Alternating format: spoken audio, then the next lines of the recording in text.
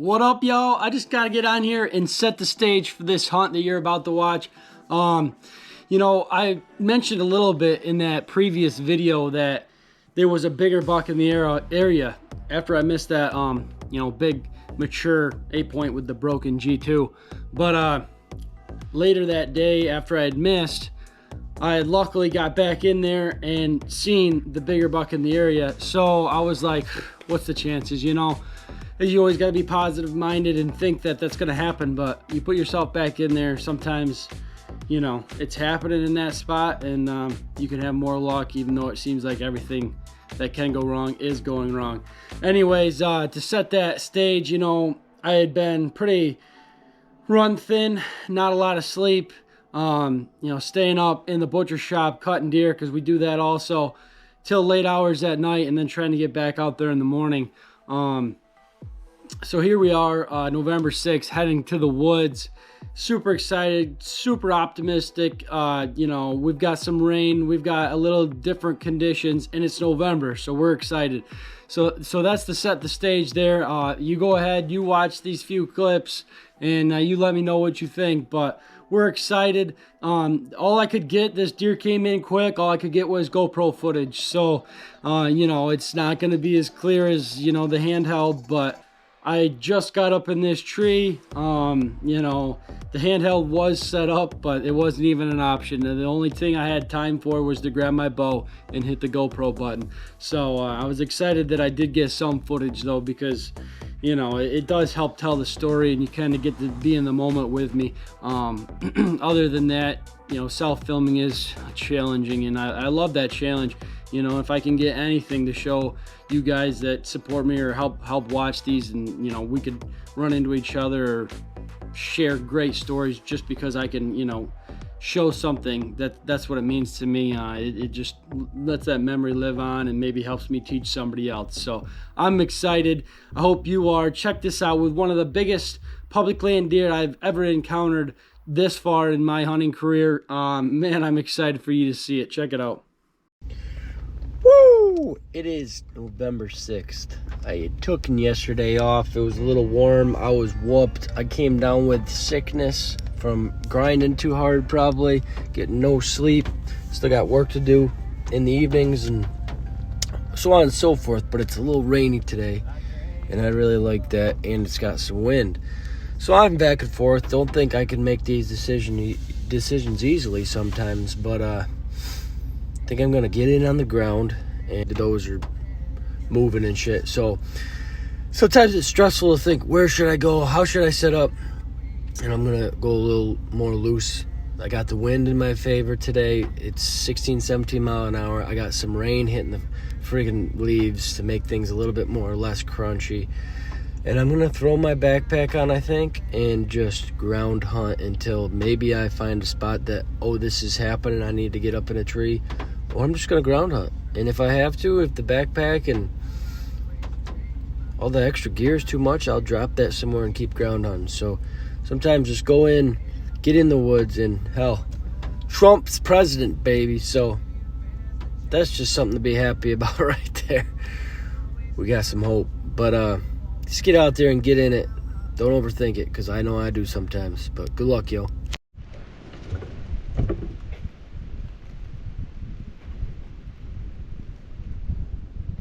Meh. Meh. Meh.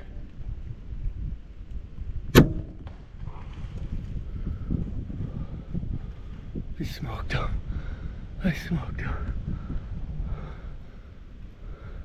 Go down. Go down. Go down. Go down. Oh my God. Oh my God. Oh my God. That is wild. Oh my God. That is so wild. Oh my God.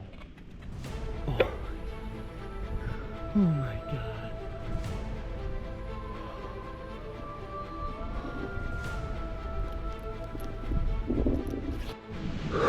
What a day.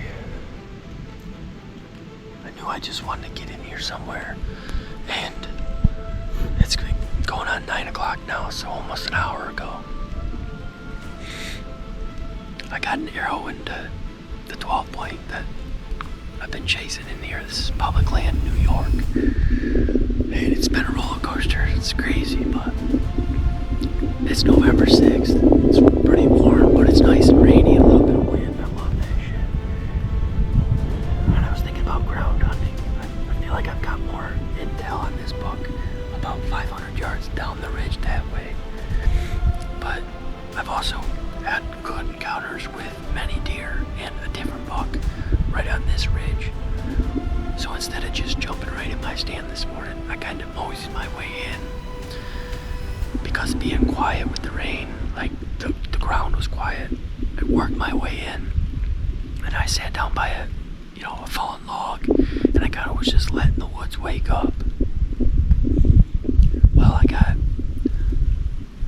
I was like, okay, I'm gonna cruise, but this is open hardwood, so it's hard not to get spotted. But I was thinking about going down further where it gets a little thicker, and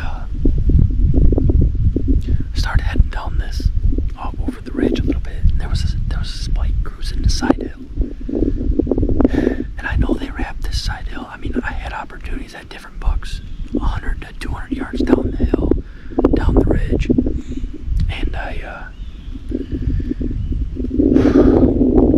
was like, screw it, I'm just gonna get up in this hickory tree right here. So I jumped up in this hickory tree, and it takes a little while to get up in a saddle. Well, no longer was I in here for maybe, like, all settled in, bow in the tree for maybe a couple minutes, and I hear a deer coming on my offside, and I look, and it's him at freaking 15, 20 yards, and of course, like, I can't swing and shoot him right here. I gotta grab my bow and wrap around the opposite side of the tree, and he's cruising like a buck does in the rut, so he's covering ground. So I wrap myself around the outside of the tree to get that shot as he goes away. And he's kind of like heading straight away from me, so I'm like, I gotta guess how far he is. And I was trying to stop him, and he didn't stop, and then I went a lot louder, and he stopped and cranked he kind of squared his body off, thankfully, or else, I wouldn't have had any shot. And I was like, that looks like 40 to me, and I think we hit him a little high, but we got good penetration. He like let out a big bleed. I don't really know. I'm just hoping to God we got into some lungs. I hope we're not too high. But I got that downward angle. I really don't know. I've hit bucks high in the shoulder before, and they've got away. So now it's a little nerve-wracking. I've got an old beast by Pomar. Hopefully that got in there and did some damage, but I'm a little nervous. But hey, that's hunting.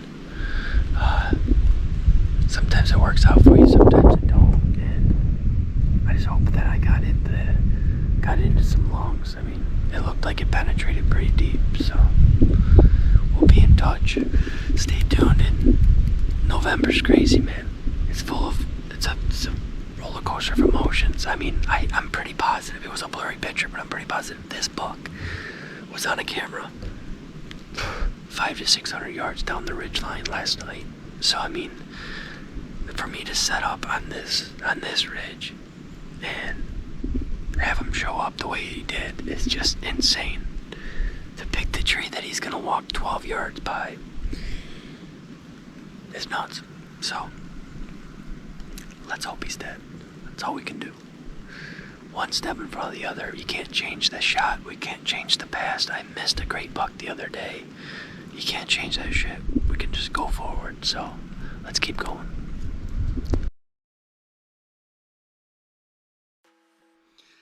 Well, as we all know, that could have worked out a little better in my favor. But I think sometimes we're not supposed to maybe bring the prize home. And I felt that this 2024 archery season, I take a lot away from these close encounters, even though, it takes pain to sometimes realize that you're still succeeding. You were this close to bringing home your trophy, or that ultimate high, but because, you know, any archery hunter, he does it long enough or has any type of, you know, time in this game, you're going to have ultimate highs and ultimate lows. And that's what makes the highs so great, you know. I've got some great deer over my years. Unfortunately, I've had some real heartbreaking misses and wounds, you know, wounded animals with the bow. But I take every one, I break it down, I learn from it, and I move on. That's all you can do. It's such a momentary like action. You got to read and react, and whatever happens, happens. You know, this is a mistake that I've made before, unfortunately, on a quartering away deer. I kind of try to tuck it too close to the shoulder, and I've got a lot of room to, you know, a lot of that quartering away shot. I should have brought that shot way back, but I'm guessing yardage. I'm full draw ever since he's underneath me, you know, and it happens fast. If you know if you've lived it before. So, anyways, that's that hunt. I was super stoked to have the opportunity just to see this, you know, size and class of a public land deer that I had on camera. Got to see him 2 nights, the evening of November 3rd, and that morning there was November 6th, and we go on. I didn't have any footage of it, but we went on and tracked. I gave this deer 4 hours before I even went and looked for him. We tracked for about, I didn't have a ton of blood, and it did rain while I was waiting. So, you know, high shoulder hit. I was hoping I caught the top of the lungs. We grid searched, we tracked for like 6 hours that day, you know, starting midday because I hit him in the morning. And we soon, you know, pretty much knew that it wasn't looking good. Even though we kept grid searching, we kept searching, we scanned that area. Well, fortunately, I did have some trail cameras in that public land, and lo and behold, he was on one like a day and a half later. So looked like he was chasing does. You know, sometimes it's hard to tell when they're moving fast, but I did get them a few more times within the next week or two, and then gun season kind of broke out. Public land got, you know, pretty boogered up, and I haven't seen him since. So hopefully that buck, you know, either was harvested by another hunter and somebody else got to celebrate, or, you know, he's still out there to be chased. I hope, you know, as far as I know, he looked fine. I'm pretty sure my shot was not going to slow him down too much, but it's terrible. It does happen, and you know, it's something we have to live with, bow hunters. You know, going from them, even though you get strung out through the grind and you're feeling like shit and you just have some bad luck, you still got to pick yourself back up and realize that, man, you know, there are successes within them failures. You just got some video and a great footage of the biggest probably bow buck that I've encountered, even though I've encountered some other great ones. And, you know, that's everybody's worst nightmare, right, is having this monster buck come in and not taking them home. But I always think that there's more to the story sometimes. Who knows? Maybe I'll meet up with this buck again. If not, he taught me something that maybe I can take into a different hunt and come out successful. So thanks again for watching. This was awesome. I'm just glad that I got the footage that I did in the trail cam photos, and I can, you know, help you guys in on my story, and hope you enjoyed it as much as you know, I did. And I'm excited to share it to you because I spent a lot of hours and a lot of days, you know, in my head thinking about this stuff, and I just trying to put it in so you guys can enjoy it as much as I can. And if I can help, I hope you guys reach out, and if you have questions, or, you know, if I could help you on your journey in the woods, just to enjoy it and hit it with excitement and not let it, you know, come down and be a, you know, discouragement if you fail or if you're not having luck. You know, that's not what the woods is for. You got to enjoy this stuff. So even though it becomes a grind, that's just because it's this great trophy that we're chasing, whether it's a big deer or just to get a deer. At the end of the day, you still have to be thankful we have the opportunity to do so, especially on public land that, you know, we don't have to pay taxes on, or we don't have to, you know, own. We get the choice to just go roam. So that's pretty exciting. All right, thank you guys. I hope you enjoy this.